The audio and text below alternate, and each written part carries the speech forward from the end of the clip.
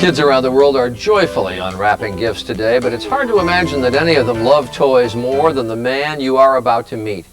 He is Mel Birnkrant, a craftsman and collector so reverent about toys, you have to believe that for him Christmas would be a religious experience even without its religious roots.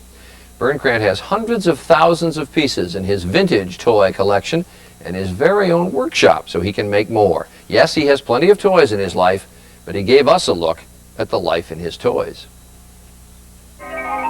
I started collecting when I was 3 years old. I went to a Disney film. It wasn't unusual at that time to be taken to a movie like that. And of course, the experience isn't like it is today. You're going to a darkened theater and you see this huge doorway in front of you. And I immediately, when I was 3 years old, said, my God, that's the world I want to live in. And I've been trying to get through that doorway in one way or another all my life. Ironically, this has nothing to do with nostalgia. There's not a toy in this house that I knew as a kid. Everything here is from the time before I was born. I have enough of these images that I think they bespeak for a reality for this world, and I'm comfortable surrounded by toys. These icons that are created here are much more interesting than the images they're meant to portray.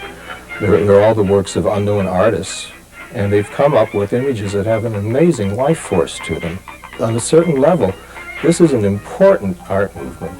These comic characters are shorthand for a life force. Mickey Mouse is amazing because there's nothing realistic about him. He's nothing more than a bunch of circles. I'm the guy they call Little Mickey Mouse. This celluloid Mickey on skates here is, to me, just the most beautiful image that I've ever encountered. It stands on one tiny skate, and it's wearing this lovely little scarf that's blowing in the wind. I found it. Here is that perfect Mickey.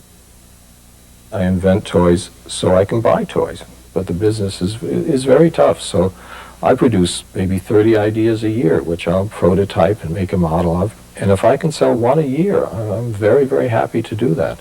I won't say that I don't love what I do. My pleasure really comes from finding toys that someone else invented.